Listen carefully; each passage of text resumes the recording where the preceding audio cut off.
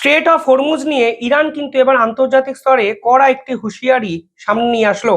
তারা পরিষ্কার বলল, any ship attempting to pass through will be attack or set of fire. অর্থাৎ যে সকল জাহাজ স্ট্রেট অফ হরমুজ দিয়ে যাওয়ার চেষ্টা করবে তাদেরকে অ্যাটাক করা হবে এবং আগুনে জ্বালিয়ে দেওয়া হবে। এরপরই একাধিক বড় তেলের জাহাজগুলো কিন্তু পার্সিয়ান গালফেই আটকে যায়। অর্থাৎ ওমান এবং ইরানের মাঝের এই 33 কিলোমিটার জায়গা, যেটা স্ট্রেট অফ হরমুজ নামে পরিচিত, সেখানে কিন্তু জাহাজগুলো যাওয়ার আর রিস্কই নিচ্ছে না। এক্ষেত্রে তথ্য বলছে ভারতের প্রায় 27টি জাহাজ আপাতত স্ট্রেট অফ হরমুজে হল্ট করেছে এবং ভারতের যে শিপ অ্যাসোসিয়েশন আছে তারা বলছে এক্ষেত্রে ক্ষতির পরিমাণ গিয়ে দাঁড়াতে পারে 10,000 কোটি টাকা।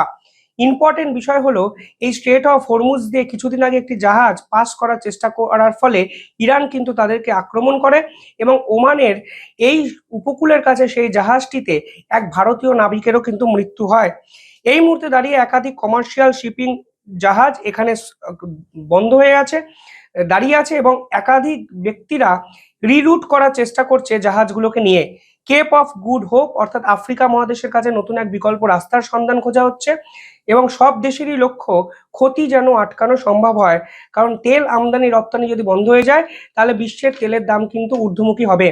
এই যুদ্ধর আগে তেলের দাম ছিল ব্যারেল প্রতি $65, কিন্তু শেষ দুদিনে তেলের দাম বেড়ে গিয়ে দাঁড়ায় $60 প্রতি ব্যারেল। অবশ্যই এই পুরো বিষয়টা কিন্তু আন্তর্জাতিক বিশেষজ্ঞদেরও ভাবাচ্ছে, কারণ পুরো বিষয়টায় বিশ্বের অর্থনৈতিক সংকট কিন্তু তৈরি হতে পারে।